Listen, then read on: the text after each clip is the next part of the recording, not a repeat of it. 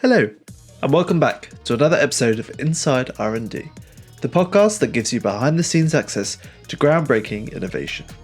I couldn't state more strongly that this is not a single solution to what is an incredibly complex and huge problem.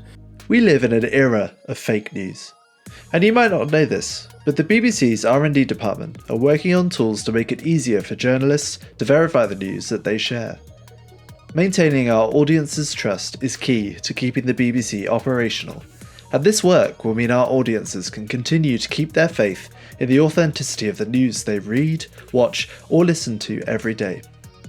So one of the biggest worries we had was that if we introduced something like this, would it have a negative effect? Like, would it take away from people's experience of the story? Over 80% of people that went through that trusted the content, the piece of media more after they'd seen that extra data, which was really important to us.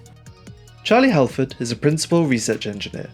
He has been working closely with colleagues to develop an open standard with an organisation known as C2PA, the Coalition for Content Provenance and Authenticity. He sits down with me to tell me all about the work he has been doing. I want to start today with a bit of a grammar lesson from you. Now, disinformation or misinformation, are they the same? Are they different? Explore. 60 marks. So I think they're often used interchangeably, but I think they have a subtle difference in that misinformation is often used when the intention behind whatever somebody is publishing isn't necessarily to cause harm, whereas disinformation is generally used when people are trying to deliberately say something wrong or deliberately harm somebody or something in some way. There's a pretty nuanced difference, but it's there. You've mentioned three things, but I think we could probably start by talking about content credentials, because that's the kind of the core thing running along and underneath everything else. So what are content credentials? So they're a way to add information into the media that you see every day. And the reason they were created, the reason they were developed, was because we were seeing bits of media being shared in loads of different areas, but specifically for the BBC, we were seeing bits of content being shared and people were claiming that they were from the BBC. And if you go on Facebook or you go on any other social media platform and somebody posts a bit of content, that they're just going to see that content. It could have come from anywhere. You could have found a camera card on the street and posted it to Facebook. You could have recorded that yourself, or you could have got it off the BBC website. And so content credentials are all about adding something into the content that travels with the content, that can tell you lots of different things about it, and in this particular case that we're really interested in, tell you exactly who created the content. So BBC might be an example, and we do that in a way that is impossible for somebody else to fake, and that's the really important bit. So nobody else can create a piece of content and say this comes from the BBC without access to our secret keys. Okay, so say I'm a journalist. I want to implement this into my workflow. How am I doing that? How do I create those credentials? And how do I get them verified? Cool. So there's loads of different ways. People often think about content credentials as going all the way from a camera or a microphone all the way to what somebody sees in front of them, but it doesn't have to be that way. So if you wanted to get started as a journalist, you might actually just start at the point of publication. I've done everything. I've got existing cameras, existing microphones. I've assembled my piece. And finally, maybe I want to give it a headline. Maybe I want to give it a description, and I might want to give it my name, or I might just want to say this is from the BBC. And so to do that, you might just want to, what we call, stamp it once at the point of publishing it. And you do that with an open source tool. Well, these tools are now available. You might build it into your workflow, or you might buy some software that exists today. So Photoshop is an example that's already doing this, and send it on its way. the sort of the other side of it is, if you really want to show people exactly where your content has come from, you can actually buy C2PA cameras today. C2PA microphones, I imagine, are coming, and C2PA video cameras. And then you get to see the origin of the content at each stage. So maybe it comes from a camera, maybe it goes into a piece of editing software, then maybe it gets published by the BBC, and then maybe it gets remixed in somebody else's piece of content. So what is C2PA? Is that one of these tools, or is that the kind of classification of the content credentials? Okay, so I've actually inadvertently said slightly the wrong thing. So C2PA is the name of the organisation that BBC co-founded with Adobe, Microsoft, a few others. And they have produced a specification that we originally called C2PA, but we've now given it the name of content credentials to differentiate it. So yeah, content credentials is the specification, the technology that we want cameras to support that adds the data into images and into media, and C2PA is the organisation that puts it together. I see. So is that a partnership of organisations, or are they one individual organisation themselves? So it's an organisation, legally its own organisation, but it is a membership organisation that was co-founded by, like I said, the BBC, and now includes many different organisations. Probably, I think, well over 100 different organisations that are part of it. Yeah, because Adobe are part of this, right? That's right. Yeah. Because now actually within, as you said, in Photoshop, you can put that credential information or credentials into the content that you're creating. That's right. And that's part of the process. Yeah. So Adobe were a founder, and they were really seeing this problem themselves. Particularly like with people creating stuff using their tools, and then maybe it gets misinterpreted, or maybe it was deliberately created to cause harm. And so their reason for wanting to do this was to be able to show people these are the edits that happened, rather than just assuming that everything's come straight from camera. This is all out in the wild now. So it's in Adobe Photoshop tools. Mm-hmm. And it's built into cameras and stuff. Are there any other examples of where it's in place for journalists and content creators alike to use it? Okay, so it's in some cameras now. So Sony have some cameras out. Leica have a camera out. There's a few others. I think some are in development. It's in tools. You mentioned Photoshop. It's also in, I think it's in beta in Premiere, Adobe Premiere. There's also a number of mobile phone apps that have started to come out supporting it. There's one that's produced by a company called TruePic, and they actually use it as part of the insurance industry. Like, for example, you might want to be asking your customers as an insurer to take a picture of the accident that they've just seen.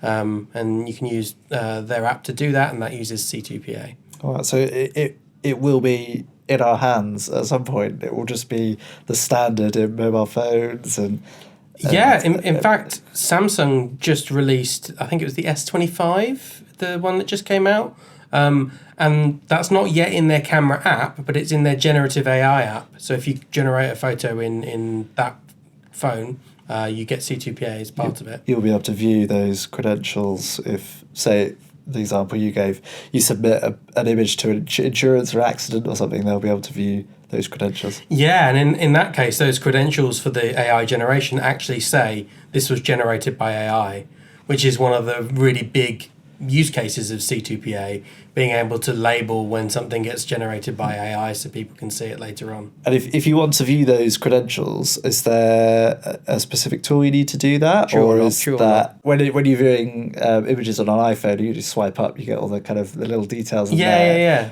How can you view this information? So say if any of our listeners or anybody are watching something or reading something or looking at images or something, and they're not sure on its authenticity, how can people just look that up? Okay, so there's a few different ways, but I think ultimately we're hoping that this will get built into all of the tools that you use. So maybe you're on Facebook or Instagram or whatever, and you swipe up and you see something. Interestingly, on Instagram, there is already the ability to see the AI label part of content credentials. But if you're like your question there, like if you just got a piece of content, maybe somebody sent you a video or an image, there's actually a website that you can go to. There's a couple. There's the content credentials website, so contentcredentials.org/verify. You go there, you upload your content, and it tells you all of the C2PA data. And the IPTC have a verify tool as well, who are another standards organisation that the BBC works with. So this piece of tech was featured recently in Time magazine. Yeah. So was that for Origin, the thing you mentioned earlier, or is that just for the kind of the general movement? That was for content credentials and C2PA. So the whole organisation, including all of the partners in there. Yeah, that was really great to see. It's good. So, all right. So what is Origin then? Is that just what you're doing in BBC R&D, or is that kind of a partnership of people working together? Tell us a bit more about that. Yeah, so Origin actually started as a partnership between a few different organisations. So I think we had CBC Radio Canada, Microsoft, BBC. I think New York Times were part of it to begin with, and then we added a few other partners. There's Media City, Bergen, and there was also the IPTC. But we also called the project within the BBC Project Origin. And so that's the work that we do and that I lead that looks at content credentials and how we can use it in the BBC. But the partnership part of that ended up being merged with the IPTC. So now that lives on as the Media Provenance Committee in this new standards organisation. So now when we say Origin, we generally refer to the work inside the BBC to make content credentials work for us. Is that more kind of on the campaigning side of things as opposed to kind of a physical product that you use, or is there a bit both? I guess it's the project that looks at all of the different ways we could make use of this. So like one example might be, could we use it in BBC News when we get photos in or videos in from audience members, from cameras and stuff like that? Could we use it there to tell people whether AI was used in that photo? So that's one use the BBC could make of it. Another use the BBC could make of it is maybe telling people when it's done some verification work, or maybe telling people where the GPS location of the photo was taken. So Origin kind of looks at all of the different places that we could make use of it, and it also is about our work with external bodies to kind of like champion C2PA and content credentials in other organisations across the world. So is the BBC using all this stuff now? Have we got journalists kind of putting those credentials into the news that we put out? Not what's the word? Not as part of standard workflows. So we've run a trial in BBC News with the Verify team, who are amazing, and they do verification work day in, day out, and we gave them the ability to add that verification data. So like, what time of day was it? Are the shadows in the right place? Do we see the right buildings in this shot? All of that manual hard work, they put those into the content credentials. And we did that for a number of pieces of content, and then we showed it to the audience. We gave them a little questionnaire. We said, does this help you with your trust of this image? And we got some pretty good results from that. But it's not being used regularly for every piece of content in the BBC at the moment, and that's part of what Project Origin is about, trying to make that happen.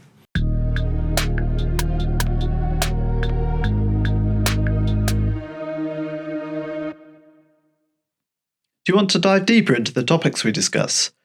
Well, you can, by heading over to bbc.co.uk/RD to explore the full range of BBC R&D's work, including over 90 years of groundbreaking research reports and white papers on broadcasting and technology.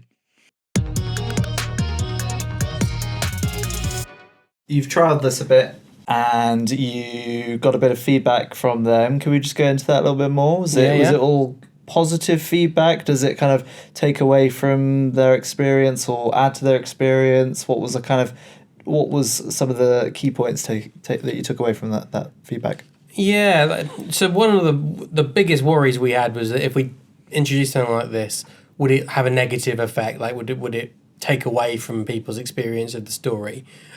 So we did a separate bit of research before we did a live trial where we tested that, and we got some really good results. Didn't lower trust at all, and in fact, in a few cases, it increased people's trust of the content. But then when we did the live trial, we really wanted to understand what people were thinking. So we asked these questions. We understood that in this situation, we were going to give people a piece of content in a news article, and we were going to give them a hint. We were going to say, there's some more information here. And the people that click that more information button were going to get all of the extra provenance data, the verification data. And then when they got to the bottom of that, they'd be asked a question, did you find this information useful? Did you trust it? And so we know that the people that went all the way through that are probably quite hardcore, like news readers, consumers, people that are really interested in that stuff. And so it probably affects how likely they are to trust it. We didn't test whether that was true or not, but we had, I think, over 80% of people that went through that trusted the content, the piece of media more after they'd seen that extra data, which was really important to us. So how about the journalists that have trialed this? What kind of feedback have they got from it? Is that going to kind of slow down their efficiency of getting news out there, or actually is it benefiting them? So the team we trialled it with the BBC Verified team, they were already putting much of this verification data into a software system called Dove. And so there wasn't a huge amount of change in the workflow. I imagine there was some extra consideration to the fact that this data was now going to be audience facing. But in terms of like changes to the workflow, it's quite minimal. That was for the verification work. But we do expect that as this rolls out, there will be some extra changes to workflow, and they're the ones we're trying to identify and trying to reduce the load on people. But like some of the expectations is like, particularly around privacy, if you get some content through, let's say we were going to go all the way from camera all the way to the audience. Now we've got to make extra sure that the data we get through from a camera isn't data that's going to put anyone at risk. And so particularly for those situations where people might be at risk, we'd expect that we'd have to make sure that data such as location and precise date and time wasn't sent out to the audience by default, that there was some level of checking there. So why is this important? Why is this something that BBC R&D is pursuing? What's the driving force behind all this? I think the thing that kicked us off was seeing many different instances of mis and disinformation where the BBC brand was used as a way to get people to trust the piece of content more.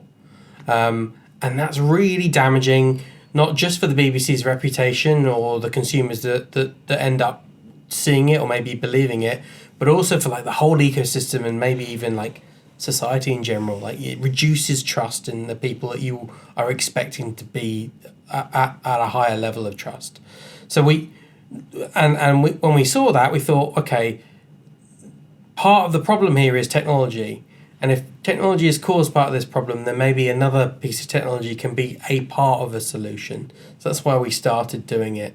And so now we as we go through, we then see, as we went through the project, we then saw more and more generative AI come up. So we started with just with deepfakes as one of the possible threats. And now we see generative AI. And so that's another really good example of why understanding where your media comes from is really important to the BBC and people in general. So I suppose it's a way of keeping up with a lot of this new tech and new content creation, like the generative AI, deepfakes. It's a way of keeping up with that, but also that relationship between the audience and the news outlets themselves. I think that's the critical one. Yeah, that relationship is the one we want to preserve, that maybe kind of gets lost in a world where anybody can create anything. And so by tying it back to us, we're not telling people with this technology that you can 100% trust the content. We're telling people that you can understand who it's come from and you use that existing relationship. So I hope the BBC has spent the last 100 years building a relationship that tells people they can trust that the BBC is going to present them with media that tells an accurate, is accurate. And so, yeah, we can keep that relationship going. So it seems quite a kind of, I suppose, desperate might be a strong word, but it's quite an important thing to be thinking about in sort of the current kind of era of media, if you like, that we're kind of sitting in. But it's not industry standard yet. Are you facing kind of challenges and barriers to making it standard across the board, across the whole kind of news and media industry? Yeah, I think we are, and I'd say most people that see it appreciate what it's trying to do and the aims of it.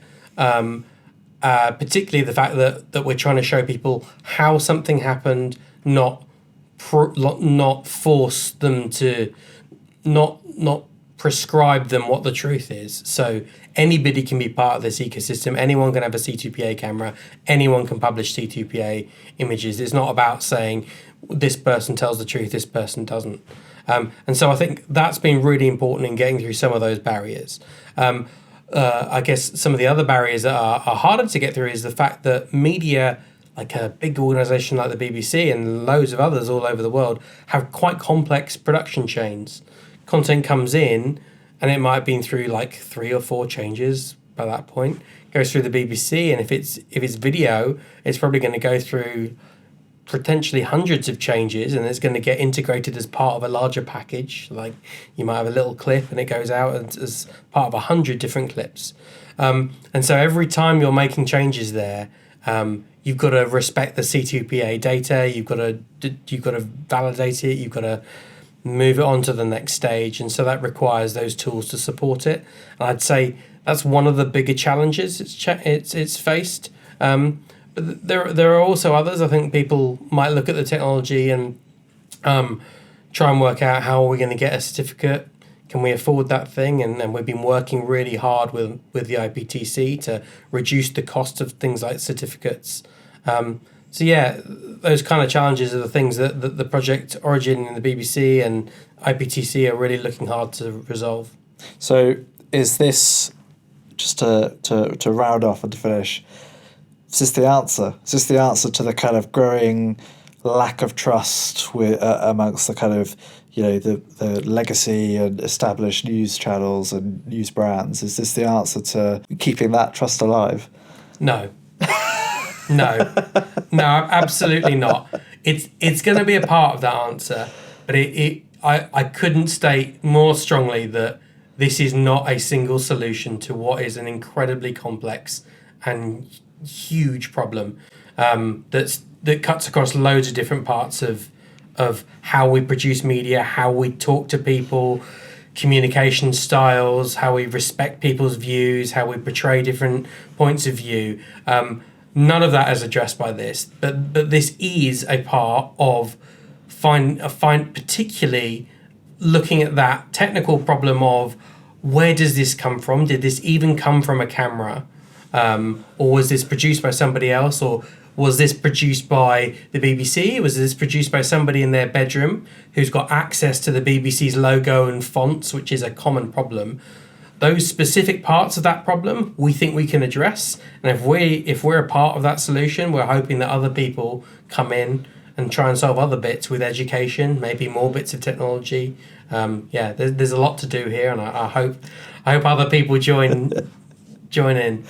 A single needle in a stack of needles, and the efforts and the challenge to keep that trust alive. Thank you for once again choosing to tune in and listen to Inside R&D.